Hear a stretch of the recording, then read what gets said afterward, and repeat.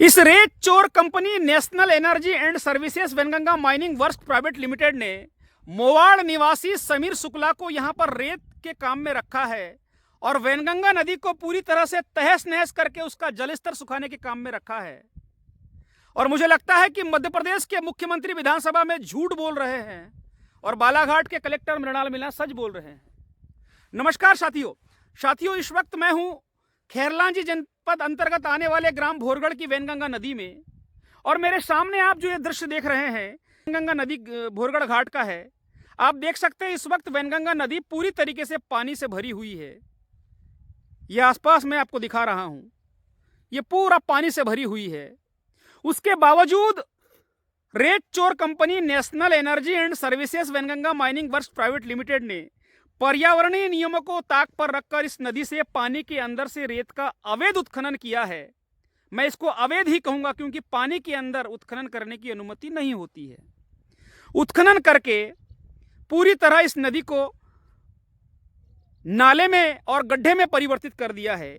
मेरे सामने आप ये जो पानी देख रहे हैं, ठीक 15 दिन पहले यहां नदी में यहां पर बड़े बड़े रेत के टीले थे। यहां से उन्होंने रेत निकाल दी, अब ये पानी नीचे चला गया, अब यहां पानी पानी बचा है, जबकि पानी के अंदर से रेत निकालने की अनुमति बिल्कुल भी नहीं है। और ये जो सामने आपको मैं दिखा रहा हूं जूम करके, आप देख सकते हैं ये सामने एक डंपर खड़ा है, एक पोकलैंड मशीन है और रेत का भंडारण है। यहां से पूरी रेत ले जाकर नदी किनारे इन्होंने भंडारण किया और भंडारण करके पूरी की पूरी रेत इन्होंने महाराष्ट्र में बेच दिया बिना रॉयल्टी के। ये जो कंपनी है national energy and services Wainganga mining works private limited, इसको जितनी स्वीकृति भोरगढ़ वेनगंगा नदी घाट की दी गई थी, उतनी लगभग ये कंपनी यहां से रेत की निकाल चुकी है। मगर इसका कोई रिकॉर्ड नहीं है, और रिकॉर्ड इसलिए नहीं है क्योंकि इन्होंने ये रेत यहां से निकाली, नदी किनारे बड़े बड़े भंडारण किए, यहां से डंपर लोड किए और बिना रॉयल्टी के डंपर महाराष्ट्र में इन्होंने रेत बेच दी, बिना रॉयल्टी कटवाए पूरी रेत बेच दी। अगर मध्य प्रदेश सरकार को कोई रेवेन्यू आता तब इसका रिकॉर्ड होता। अब ये कंपनी चिल्लाएगी कि हमने तो जो स्वीकृति रहे थे वहां से निकाला ही नहीं, क्योंकि इसका आधिकारिक कोई रिकॉर्ड नहीं है। ये कंपनी पूरी रेत बेचकर खा गई है और पूरा पैसा अपने जेब में डाल दी है, मगर उसका कोई रिकॉर्ड नहीं है क्योंकि रॉयल्टी ही नहीं कटी है। इस तरह से तबाही मची हुई है साथियों। मैंने आपको जो कहा कि मध्य प्रदेश के मुख्यमंत्री मोहन यादव विधानसभा में झूठ बोल रहे हैं और बालाघाट के कलेक्टर शायद सच बोल रहे हैं, मैंने इसलिए कहा था साथियों, जो आपको मैंने अभी भंडारण नदी किनारे दिखाया, इस संबंध में कटंगी विधानसभा के विधायक श्रीमान गौरव सिंह पारदी जी ने विधानसभा में एक क्वेश्चन किया था और खनिज संसाधन मंत्री मोहन यादव ने उस पर जवाब दिया था। जवाब यह था कि क्या आपके द्वारा नदी किनारे लोडिंग पॉइंट बनाने की अनुमति दी गई है। उसमें मुख्यमंत्री खनिज मंत्री का जवाब था कि ऐसी कोई अनुमति नहीं दी गई है, अगर ऐसा है तो वो अवैध है। और उसके बावजूद, जवाब के बावजूद भी बालाघाट की नदियों के किनारे बड़े बड़े रेत के अवैध भंडारण बना रहे हैं, भोरगढ़ में अवैध भंडारण कर रहे हैं। और इस भंडारण की जानकारी खनिज अधिकारी को पूरी है, बालाघाट के कलेक्टर को पूरी है। मैंने सबूत के साथ लगातार बालाघाट कलेक्टर को 8-10 दिन से दे रहा हूं कि यह अवैध भंडारण किया जा रहा है नदी किनारे, जबकि मुख्यमंत्री ने जवाब दे दिया है कि ऐसी कोई अनुमति नहीं दी गई है। फिर भी कलेक्टर उसको नजरअंदाज करके पूरी चोरी करवाने में लगे हैं खनिज अधिकारी से मिलकर। इसका मतलब तो साफ है ना कि मुख्यमंत्री शायद झूठ बोल रहे होंगे और कलेक्टर ने शायद स्पेशल कोई इनके लिए कानून बना दिया होगा नदी किनारे भंडारण करके रेत चोरी करने का। बड़ी गंभीर बात है साथियों कि इसकी पूरी जानकारी बालाघाट कलेक्टर को है। मैं लगातार सबूतों के साथ दे रहा हूं। खनिज की कोई अधिकारी है, खान मैडम उसको है, और एक भ्रष्ट और बेईमान अधिकारी है सुरेश कुलस्ते, बालाघाट में खनिज निरीक्षक। वो तो यहां आकर देखता है महाराष्ट्र के डंपर विदाउट रॉयल्टी के जा रहे थे उनके सामने, उनको उन्होंने पकड़ा नहीं, आया और चला गया।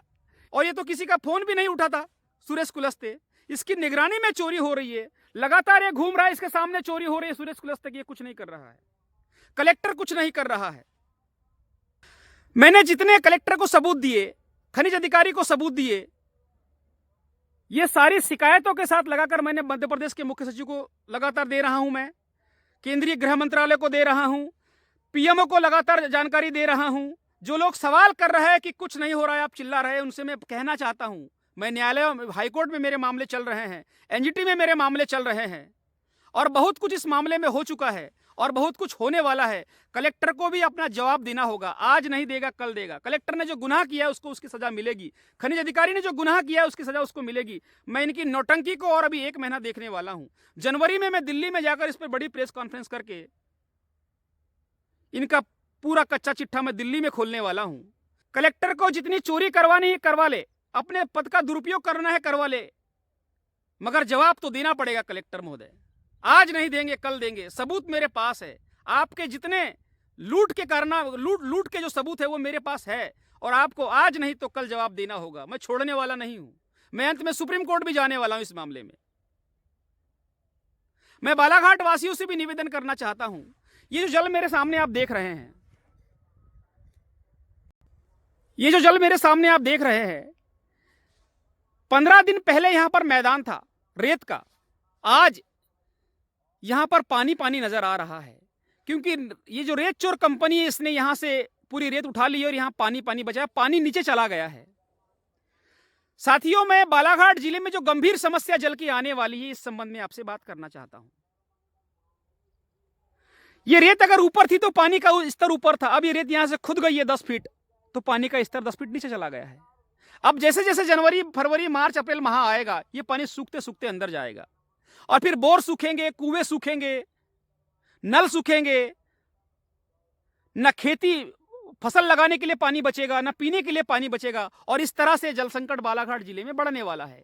जो आगामी समस्या आने वाली, मैं आपको अभी से आगाह कर दे रहा हूं कि यह समस्या उत्पन्न होने वाली है, जिसका संकेत वर्ष 2025 में आपको प्रकृति ने दे दी है, और इस कारण बालाघाट जिले को जल अभावग्रस्त जिला इसी कलेक्टर ने किया है।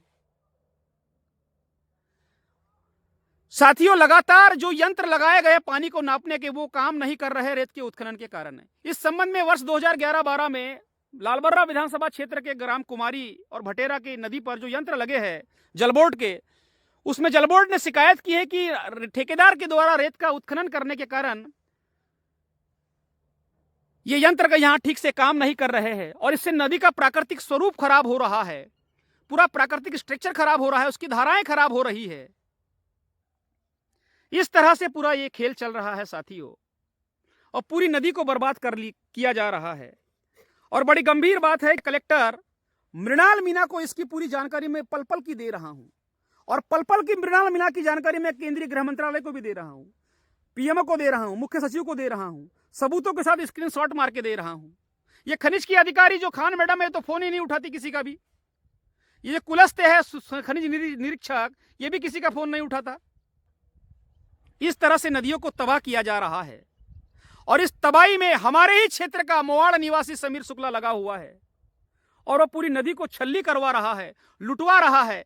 जहां 2 मशीन की अनुमति, वहां 12-12 मशीन चला रहे हैं लोग, 10-10 मशीन चला रहे हैं, और पूरी नदी को तहस नहस कर रहे हैं। मैं बालाघाट की जनता से पुनः निवेदन कर रहा हूं,